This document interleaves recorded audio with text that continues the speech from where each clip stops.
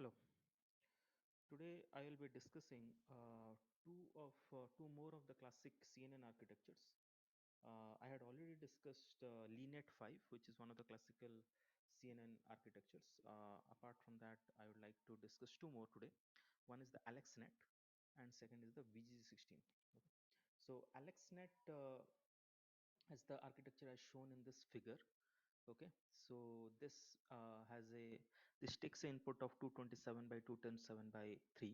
So it can it can process any image which is of 227 by 227 pixels in three channels. So a color images of 227 by 227 pixels. um, After that, this is passed through a convolutional layer with a f or the kernel size of 11. So 11 by 11 by 3 is the kernel size, and the stride is 4. And so stride is 4 means we jump. uh, so stride is 4 means if this is the first one, which is 11 by 11, so you jump, the next jump is by 4 elements. So next point, it starts at 4 and goes up to uh, 15. Okay, so first one starts from 1 to 11, next one first one goes from 1 to 11. Okay, so this one goes from the first square. If it goes from 1 to 11, the next square would go from 5 to 16. And similarly, so there is a stride of 4, uh, and there is no padding in this. So if you apply the formulas which were shared with you earlier, so this will reduce the reduce the x and y dimension, the width and height of the image. um, After convolution, volumetric convolution, you will be left with 55 by 55 by 55. Okay, on width and height dimensions. You use 11 by 11 kernels.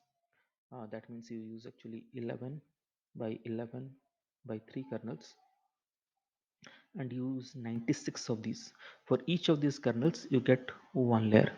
Okay, so for 96 such kernels you will get 96 layers. So the volume is 96, so the depth is 96. So next layer is after that we apply a max pool layer of 3 by 3, of the size 3. So max pool layer of 3 means you take a kernel like this, and you move this kernel over this, and then find whatever is the maximum, and you replace that at a particular at the central point of it, and you then keep moving it with a stride of 2. Okay, with a stride of 2. And if you apply this max pooling layer, you will be left with 27 by 27. And max pooling layer doesn't change the dimension, the depth. Okay, so it still is 96. After that, we do a convolutional layer of size 5 and padding 2, and we use 256 such kernels. So size 5 means this is a kernel of 5 by 5 by 96. Okay, and we use 256 such kernels. So the depth become 256, and by applying 5 by 5 kernels with padding of 2 and strides of 1, you get 27 by 27 on x and y dimensions, or the width and height dimensions. Then after that we do again max pooling of size 3 and stride 2, and you get the depth dimension is preserved at 256. The x and width and height dimensions become half, 13 by 13. After that you do convolutional layer 3 of size 3. That means size 3 by 3 by 256, and you use 384 such kernels. So the depth becomes 384 and the size becomes 13 by 13. After that, we go through another convolution layer of size 3, padding 1, 384 kernels. So the depth becomes 384, and width and height are 13 by 13. After that, again another convolution layer, size 3, padding 1, 256 kernels. Depth becomes 256. Side one side is 30. The size is preserved because you are doing a zero padding of once. You are doing one level of zero padding. So the sizes are saved in the width and height dimensions. After that, we go for max pooling layer. So then that reduces the dimension by, so that reduces the dimension by almost half, and the depth is preserved, which is 256. After that, open up this volume, that is, we flatten the volume. So we have 4096 elements in the flattened layer, 4096 units. To this, we next we add another 4096 units in the next layer, and we fully connect both of these layers, fully connected layers. And then after that, last layer has 1000 softmax units, so it can uh, recognize 1000 different uh, objects in this image if you train it like that. So the AlexNet paper is available. It is a very quite easy paper to understand.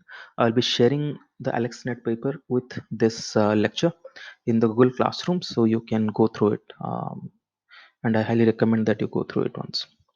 After that, so AlexNet, few other features of AlexNet which I want to add is, so there is a lot of similarity between the LeanNet 5, but AlexNet is much larger.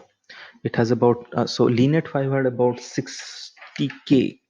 LeanNet 5 had about 60k parameters to be trained, while AlexNet has 60 million parameters to be trained. It uses ReLU activations between its convolutional layers. Initially, when it was first built, um, it was trained on two GPUs because of the slower hardware at that time. But for today's GPUs, this is not a very difficult task. So they can easily run on a single GPU. This was so this was a key paper actually at the time when it was published, which really convinced a lot of computer vision researchers to take a serious look at deep learning for computer vision.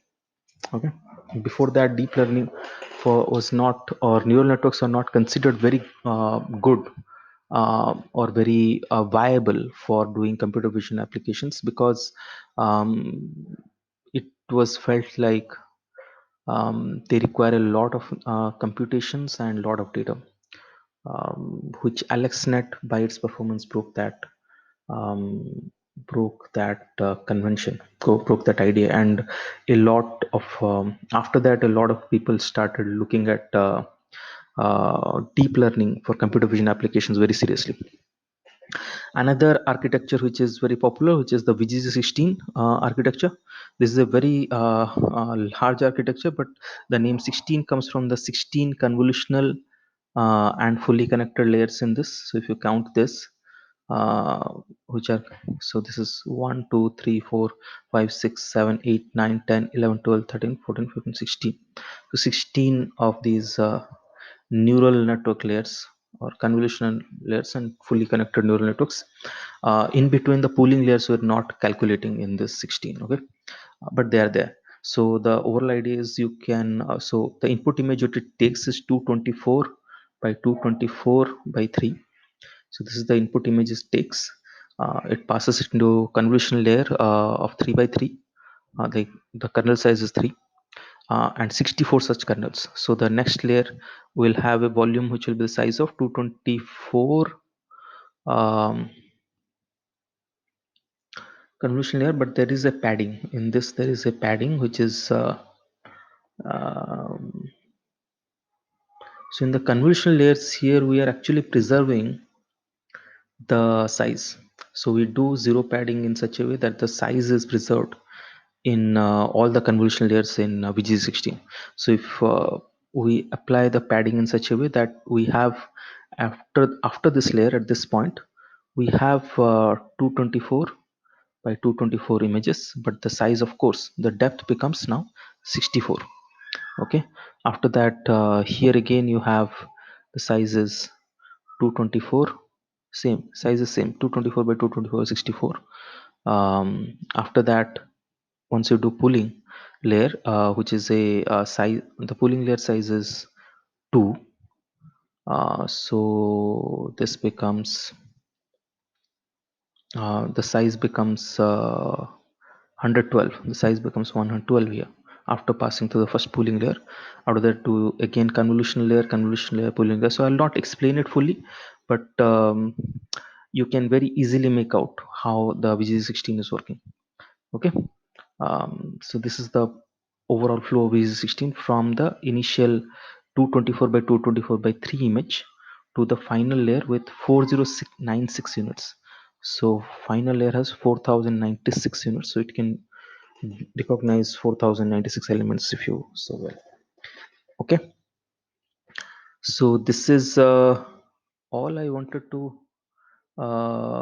discuss in these two classical networks.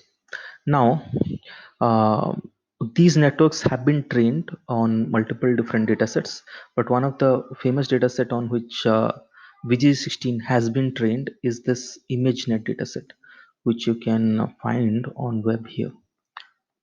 So this is, if you go to image-net.org, this is the website in which we can get a lot of different images. Okay, so you can say some kind of say cat. These are all marked images. These are all labeled images. A lot of labeled images of different categories in different contexts are present in this database. And this database has really served a lot in terms of development of computer vision, development of deep learning in computer vision applications. Okay, so VGG16 network has been trained. One of the VGG16 network has been trained over this network, and this is so I thought that I will take a pre-trained VGG16 network, which is trained on ImageNet. That pre-trained network is actually available in the TensorFlow implementation, which is given to you in Python. So you can directly import the VGG16 network with the ImageNet weights. Okay, so, with the pre-trained weights of ImageNet. What do I mean by that? So for example, you might if you remember our cat dog classification algorithm, in that we had multiple layers. Okay, and in that layers we had multiple connections, and each connection had these theta values. Okay, theta 0, theta 1. Each layer has multiple theta vectors. So this is a theta vector, theta 1 vector, the theta 2 vector, and these vector values is what the values within these vectors is basically your algorithm. So your algorithm is basically the architecture and the values of theta corresponding to that architecture. These values of theta get trained by your input and output parameters which you provide to the network, and you train. Once you have these theta values, then after that you can give a unknown input, new unknown input to your network with the pre-trained theta values, and it will give you a output even though it has never seen the unknown input earlier. So that's the idea. So earlier people used to code and used to give their program or used to give their executable files, binary executable files. In machine learning paradigm, the code is basically these theta values.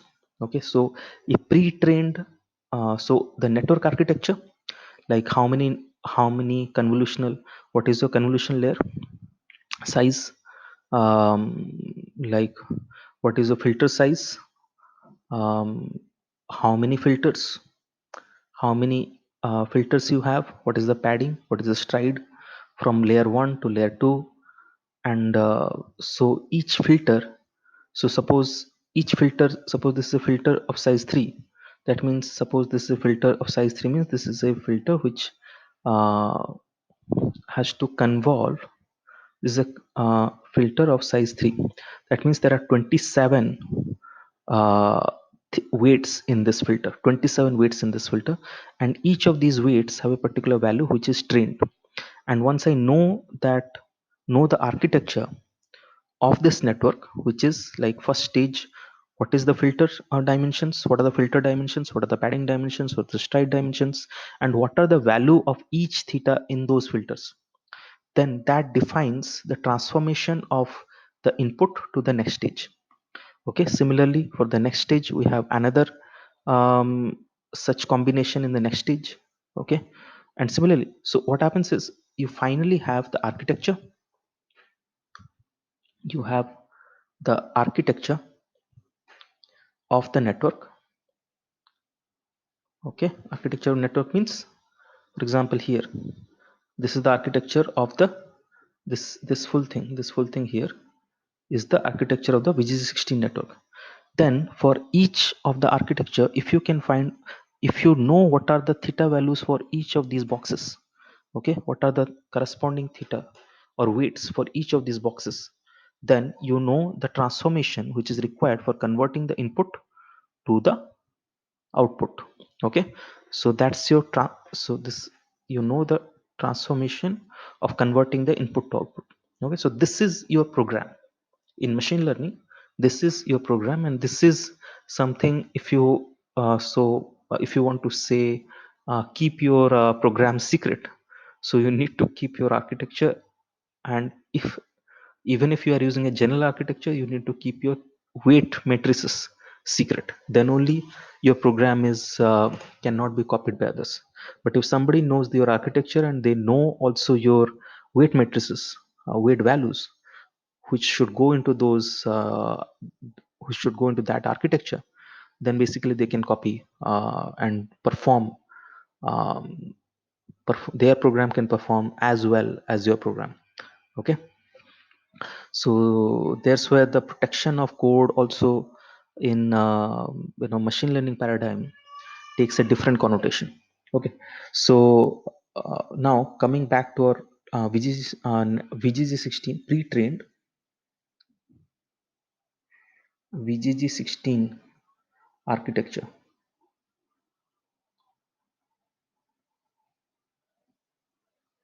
Okay, on ImageNet.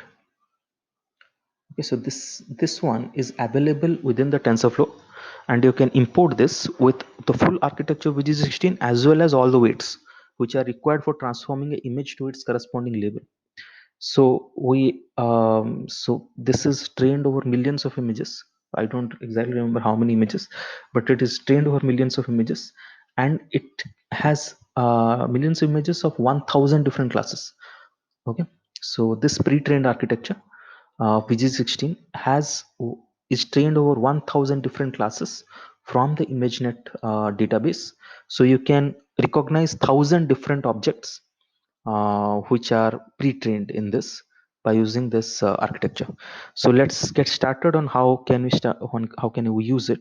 So I have written a program today afternoon, and I thought it will be very interesting for you to see how this program can help you do real-time detection of objects using your own using images taken from the web as well as by using your own computer's web camera. Okay, so here these are the standard inputs which are required for this code. I will not so these are pretty you can figure these out, I believe, yourself, as we are using as we'll start using them in the following code. Okay, so the image, of course, the ImageNet requires image size, sorry, the VGG16, the input size is 224 by 224 by 3. So image size is 224. I'm feeding here 224. So model, so this is the command to import VGG16 um, from TensorFlow into a variable which we call as model with the weights, pre-trained weights for ImageNet database. Okay, so we are taking so this will import the model as well as import pre as well as set all the theta values of that model to the ImageNet datasets, whatever to the theta values corresponding to recognition of ImageNet database. Okay, whatever is pre-trained for VG16 to enable VG16 to detect images from ImageNet databases. Okay, So this is the model. You can verify yourself. The first layer is 224 by 24 by 3. Next layer is 224 by 24 by 64. Next layer again 224 by 224 by 64. Okay, so that's what, if you go to this,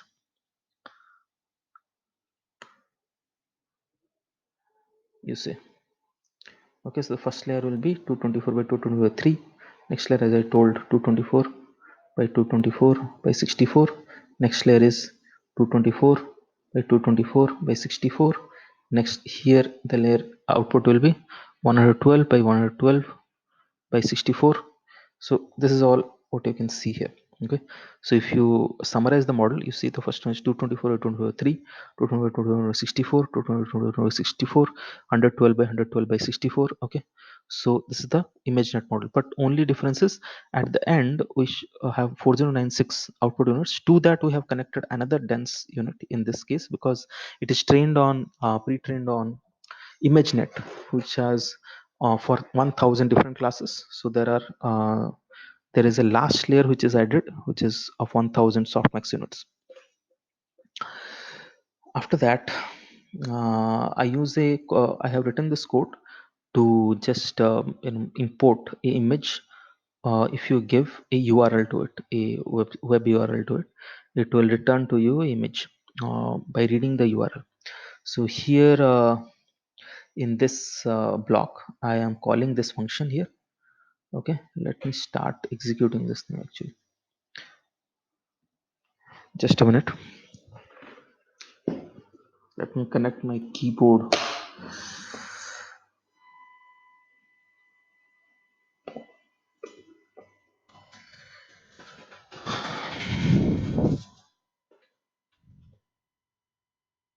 This function will read the URL. After that, in this function, I am reading one of the images.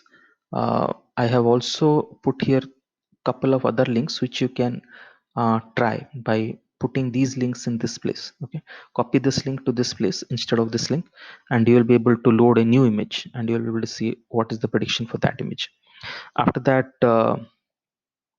I'm showing the image which is read from the URL, and once the image is read, I'm resizing, because from the web the image which is read, it might be of any size, so I'm resizing it to 224 by 224.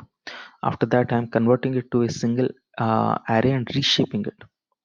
Okay, so reshaping is required because the way the format in which VGG16 will take the input is that you have to make it a 4-dimensional space, where the first dimension is only 1-dimensional. Then after that, image size by 3. So I'm reshaping that, and then there is a function called preprocess underscore input, which is in the TensorFlow library, just to pre-process the input and make it ready for VGG16. I haven't explored what exactly this function does, but this is required before we put the image into um, the before we put the image into the VGG16 model. Okay, so um, this here, if I read, if I execute this, you see it will read. So it read an image of cat from this link. You can change this link, and you can read something else. Okay, for example, if you want to,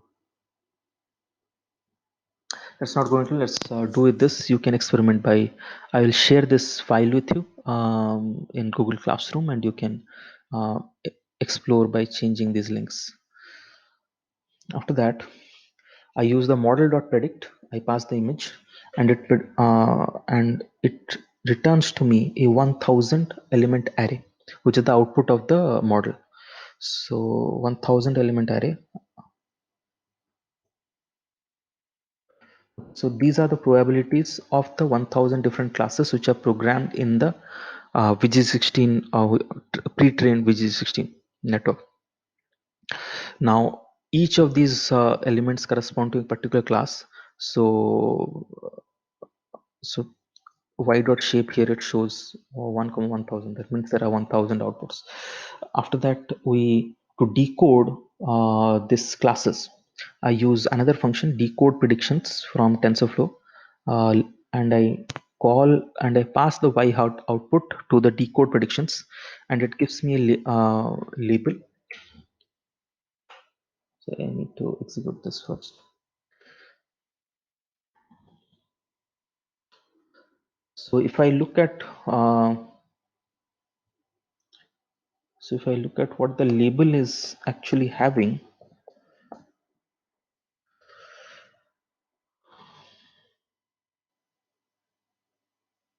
so label is giving me multiple options, about uh, 5 6 options, which are having the highest probability in this. Of course, Egyptian cat is having the highest probability among the 6 classes which it is showing to me. So I'll and this is arranged in from highest probability to lowest probability. So I take just the first label among this, and then I print the name and the percentage probability for that label, which is Egyptian cat 35% here. If you look at this Egyptian cat 35%, that's what I am printing here. So this is saying that it is Egyptian cat and it is 35%, um, like it is the highest, it is having the highest probability. But among all the probabilities, it has found that it has 35% probability among the 1000 different classes. Okay, but every other probability is less than this, so most probably this is the Egyptian cat. Okay, so after that I thought that can we say use our computer's webcam, you know, to live feed images, and then to live feed image into the computer, into my notebook here, and then be able to predict on the go whatever is coming before the camera. Can you try to tell that what that object is by you passing through the image network? So so this is a JavaScript code. Okay, now the thing is that when you are running things on Google Colab, the actual code is running on Google's server. So that means when you're trying to access, say, webcam, you are trying to access webcam from Google Colab's notebook. It is trying to access a webcam on the Google server on which it is running. It is not trying to access your computer's webcam. So that's why if you try the standard methods of Python to acquire images, it will not work on Google Colab. But what we can do is we can use JavaScript code, although I have taken this from another source, this part of the code, and I don't consider it important for you to understand it. You can do it much simply if you want to run it directly on your computer, on a Jupyter locally installed, Jupyter notebook locally installed. You can use OpenCV image capture function and it can do the job. But here, as I wanted it to be accessible globally to everyone who doesn't even have Jupyter notebook installed on their computer, so that's why I have done this in this. And this is a function. If I call this function, um, and this function has a call function which is take photo. It takes a photo from your computer. Okay, using JavaScript, because JavaScript has access to to your local computer through your web browser. So it through the web browser it can, instruct your computer to take a picture, and that picture is then sent, returned to the returned by this function. And I'm using that function. So after that I will be using that function to execute. Okay, uh, after that I'll be using that. Yes, so I can call this function take underscore photo, and this will start taking a image, start taking a picture from by using the computer's camera. And once that picture is taken, what I try to do is I resize the image. I go through the above process as I did in this case, just as I once I get eye, after that I go through the similar process. I pre-process the eye image, and then I do a model prediction, and then I try to decode the prediction. Okay, so that's exactly what I'm trying to do here, if you'll see. Okay, and if I execute this, you'll see it starts running, and it is telling name IO not defined. Just a minute.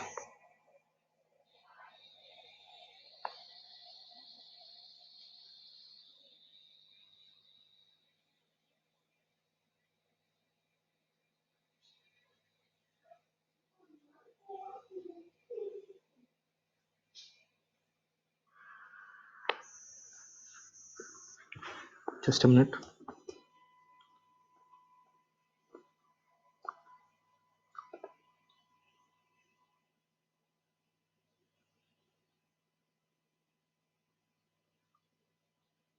There's some problem here actually.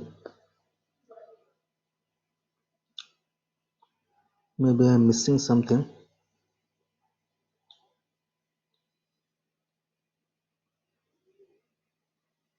Let me check where I took this.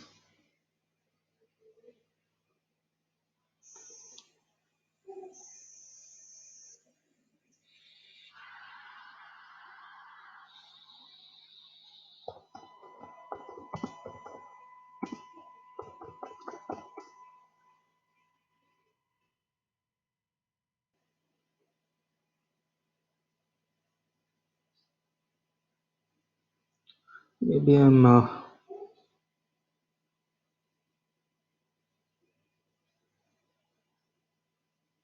missing one import here.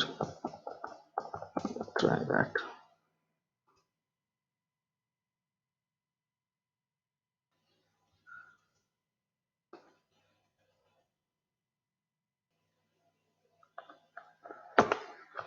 Yes, now it is live and my camera is working. So I'll be taking one image. See, it is able to predict that ZTDV is standing before it. Let's look at my TV once.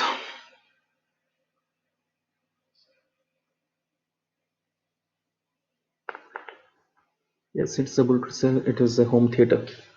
Now let me take a look at my wall watch, wall clock. See, it is able to say it's a wall clock. Okay, so this is it. I wanted to discuss this much. Let me stop this code.